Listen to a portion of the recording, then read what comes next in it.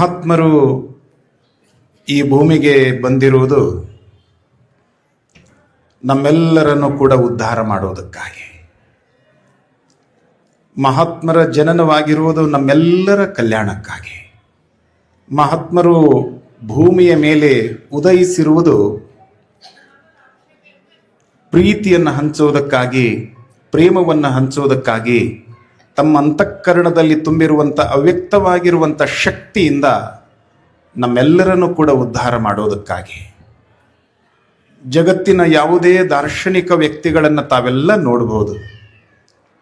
ಅದು ಬುದ್ಧನಾಗಿರ್ಬೋದು, ಮಹಾವೀರನಾಗಿರ್ಬೋದು, ಬಸವಣ್ಣನವರಾಗಿರ್ಬೋದು, ಯಡಿಯೂರಿನ ತೋಂಟದ ಸಿದ್ಧಲಿಂಗ ಶಿವಯೋಗೀಶ್ವರರಾಗಿರ್ಬೋದು, ಜಗದ್ಗುರು ಕಾಡಸಿದ್ದೇಶ್ವರರಾಗಿರ್ಬೋದು, ಹಾನಗಲ್ಲ ಕುಮಾರ ಶಿವಯೋಗಿಗಳು, ಅಥಣಿಯ ಮುರುಗೇಂದ್ರ ಶಿವಯೋಗಿಗಳು, ಈ ಎಲ್ಲ ಮಹಾನುಭಾವಿಗಳು ಪ್ರಪಂಚಕ್ಕೆ ಬಂದಿರುವಂಥ ಉದ್ದೇಶ ಏನು ಅಂದರೆ, ಒಡೆದು ಹೋಗಿರುವಂತಹ ಮನಗಳನ್ನು, ಒಡೆದು ಹೋಗಿರುವಂಥ ಮನೆಗಳನ್ನು, ಒಡೆದು ಹೋಗಿರುವಂಥ ಸಮಾಜವನ್ನು ಸಂಘಟನೆ ಮಾಡುವುದಕ್ಕಾಗಿ, ಜೋಡಿಸುವುದಕ್ಕಾಗಿ, ಕೂಡಿಸುವುದಕ್ಕಾಗಿ, ಬದುಕಿಸುವುದಕ್ಕಾಗಿ, ಬೆಳೆಸುವುದಕ್ಕಾಗಿ, ಉದ್ಧರಿಸುವುದಕ್ಕಾಗಿ ಈ ಭೂಮಿ ಮೇಲೆ ಮಹಾನುಭಾವಿಗಳ ಜನನ ಆಗಿರ್ತದೆ.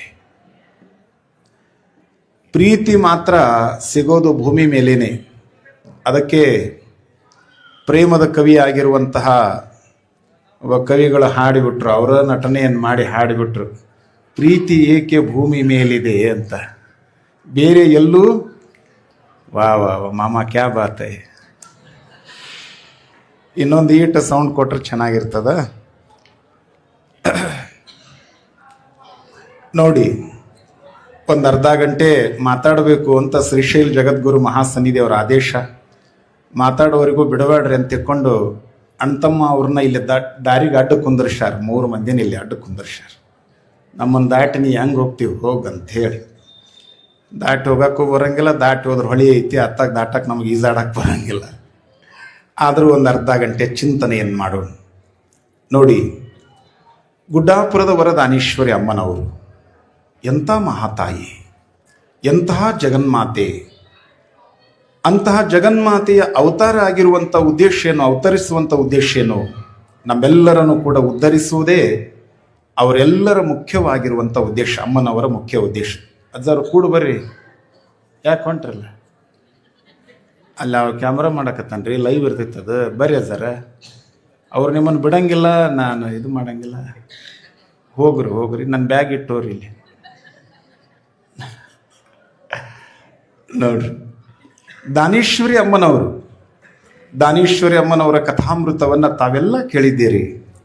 ಮತ್ತೆ ಮತ್ತೆ ಕೇಳುವಂಥ ಯೋಗವನ್ನು ಜಗದ್ಗುರು ಮಹಾಸನ್ನಿಧಿಯವರು ನನಗೂ ನಿಮಗೂ ಎಲ್ಲರಿಗೂ ಕೂಡ ಕರುಣಿಸಿದ್ದಾರೆ.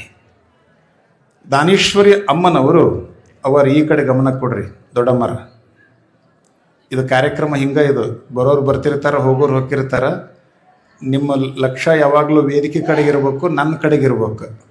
ಪ್ರವಚನ ಮುಗಿದಿಂದ ಯಾರು ತುಲಾಭಾರ ಮಾಡ್ತಿರ್ತಾರೆ ಅವ್ರ ಕಡೆಗಿರ್ಬೇಕು. ತುಲಾಭಾರ ಮಾಡಿದವ್ರಿಗೆ ಒಂದು ಚಪ್ಪಾಳೆ ತಟ್ಟು ಕಡೆಗೆ ನಿಮಗೆ ಲಕ್ಷ್ಯ ಇರ್ಬೇಕು. ಬಟ್ ಅವ್ರು ಬರೋರು ಬರ್ತಾರೋ, ಇದು ದೇವಸ್ಥಾನದಿಂದ ಹಿಂಗೆ ಇರೋದೇ ಇದು. ಅದಕ್ಕೆ ನೀವು ನನ್ನ ಕಡೆ ನೋಡ್ಬೇಕು. ಮತ್ತು ಯಾರು ಬಂದ್ರೆ ಏನು ಹೇಳಿದ ನಾವು ಶಾಸ್ತ್ರಿ ನಿನ್ನ ಪುರಾಣನ ತಿಳಿಯಲಿಲ್ಲ, ಮತ್ತು ಊರಾಗ ಸುದ್ದಿ ಮಾಡೋದು ಇದನ್ನು ಹಿಂಗೆ ಮಾಡಬೇಡ್ರಿ. ಅದಕ್ಕೆ ಈ ಕಡೆ ಲಕ್ಷ್ಯ ಕೊಟ್ಟು ನೋಡ್ರಿ. ನಾನಾರ ಏನು ಹೊಸಬಲ್ಲ, ನೀವರ ನನಗೇನು ಹೊಸಬರಲ್ಲ. ಹೆಚ್ಚು ಕಡಿಮೆ ನಾನು ಇದೇ ಊರಾಗ ಹುಟ್ಟಿದಂಗೆ ಆಗೈತಿ. 25 ವರ್ಷ ಆಯ್ತು ಇದೇ ಊರಾಗ. ನಾನು ಮುದುಕಾಗಿನಿ, ನೀವು ಮುದುಕರಾಗಿರಿ.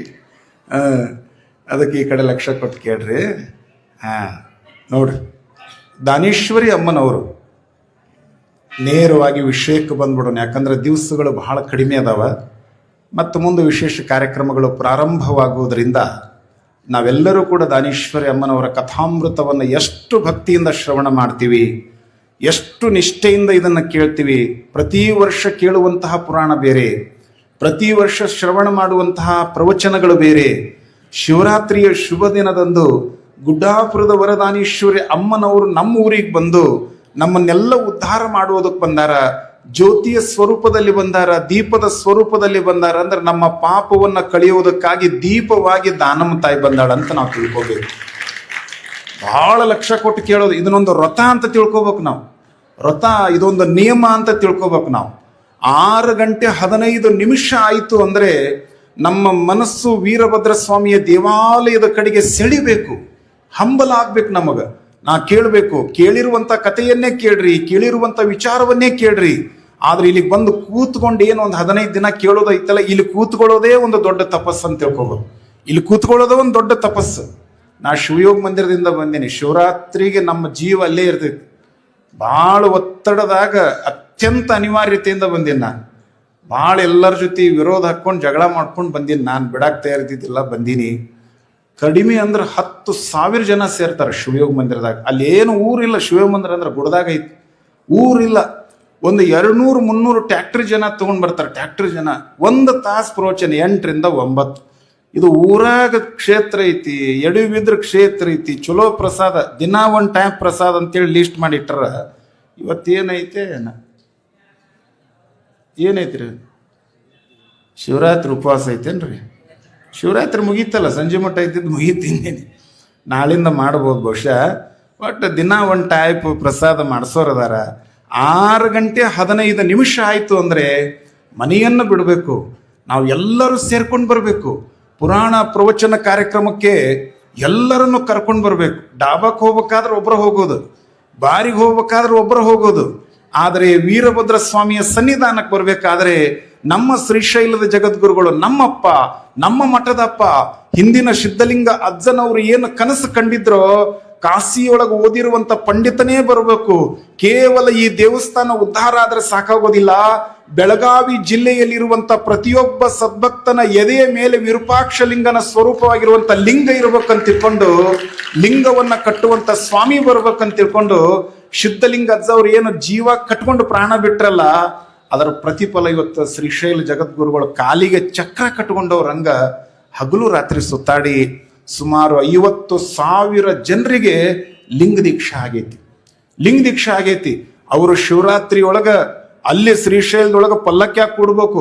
ಶಿವರಾತ್ರಿ ಮಹಾಮಹೋತ್ಸವ ಅಂದ್ರೆ ಪಂಡಿತಾರಾಧ್ಯರ ಒಂದು ಉದ್ಭವ ಆಗಿರುವಂತ ಸಮಯ, ಮಲ್ಲಿಕಾರ್ಜುನ ಸ್ವಾಮಿಯ ಲಿಂಗ ಪೂಜೆ ಮಾಡುವಂತ ಸಮಯ. ಶಿವರಾತ್ರಿ ಅಂದ್ರೆ ಪೂರ್ಣ ಶ್ರೀಶೈಲ ಜಗದ್ಗುರುಗಳು ಮಲ್ಲಯ್ಯನ ಕ್ಷೇತ್ರದೊಳಗೆ ಸಂಪೂರ್ಣವಾಗಿ ಅಲ್ಲಿ ಇರಬೇಕು. ಅವರ ದೇಹ ಅಲ್ಲಿ ಇದ್ರೂ ಕೂಡ ಶ್ರೀಶೈಲ ಜಗದ್ಗುರುಗಳವರ ಮನಸ್ಸು, ಅವರ ಚಿತ್ತ, ಅವರ ಗಮನ, ಅವರ ಆಶೀರ್ವಾದ ಎಲ್ಲಿದೆಪ್ಪ ಅಂದ್ರೆ ಯಡೂರ ಸದ್ಭಕ್ತರ ಮೇಲಿದೆ, ನಮ್ಮ ಮೇಲಿದೆ ಅನ್ನೋದೇ ನಮ್ಮೆಲ್ಲರ ಸೌಭಾಗ್ಯ. ಹಾಗಾಗಿ 6 ಗಂಟೆ 15 ನಿಮಿಷ ಆಯ್ತು ಅಂದ್ರೆ ಮುಖ ತೊಳ್ಕೊಬೇಕು, ಚಂದಾಗಿ ಮುಖ ತೊಳ್ಕೊಬೇಕು. ಸಾಧ್ಯವಾದ್ರೆ ಸ್ನಾನ ಮಾಡೇ ಬರ್ಬೇಕು. ತೊಳ್ಕೊಂಡು ಚಂದಾಗ ಒಂದಿಷ್ಟು ವಿಭೂತಿ ಹಚ್ಕೊಂಡು ಅದಾದ್ಮೇಲೆ ಒಂದು ಸ್ವಲ್ಪ ಚೆನ್ನಾಗಿ ಚಾ ಮಾಡ್ಕೊಡ್ರಿ. ನೀರು ಹಿಂದೆ ಮಾಡಿ, ಹಾಲು ಮುಂದೆ ಮಾಡಿ, ಸಕ್ಕರೆ ಹಿಂದೆ ಮಾಡಿ, ಚಾ ಪುಡಿ ಮುಂದೆ ಮಾಡಿ, ನಿಮ್ಮ ಜೊತೆಗೆ ನಿಮ್ಮ ಯಜಮಾನ್ರಿಗೂ ಒಂದು ಕಪ್ ಚಾ ಕೊಡ್ರಿ. ಅದು ಬೇಡಪ್ಪ ಅಂತಂದ್ರೆ ಇಬ್ರು ಒಂದ್ರಾಗ ಕುಡೀರಿ, ಅದಕ್ಕೇನು ಪ್ರಾಬ್ಲಮ್ ಇರಂಗಿಲ್ಲ. ಕುಡೀರಿ, ಚಂದ ಕುಡಿದು ಇಲ್ಲಿಗೆ ಬಂದು ಹಿಂಗೆ ಕುತ್ಕೊಂಡ್ರಪ್ಪ ಅಂದ್ರೆ ಆಕಳಿಕೆ ಬರಬಾರ್ದು, ತೂಕುಡಿಕೆ ಬರಬಾರ್ದು, ಬ್ಯಾಸರಿಕೆ ಬರಬಾರ್ದು. ಇನ್ನು ಕೆಲವು ಮಂದಿ ಪುರಾಣಕ್ಕೆ ಬಂದು ಕುಡ್ದ ತಡ ಅವ್ರು ಅನ್ನೋದ್ರಾಗ ಇವರು ಇನ್ನು ಮುಂದೆ ಪುರಾಣ ಹೇಳೋದು ನಾವು. ಹಾಗಾಗಿ ಅತ್ಯಂತ ಕ್ರಿಯಾಶೀಲರಾಗಿ ಬರೋಣ, ಒಂದು ಶಿಸ್ತಿನಿಂದ ಮಾಡೋಣ. ಕೇವಲ ನಮಗೆ ಇರುವುದ 13-14 ದಿನ ಐತಿ.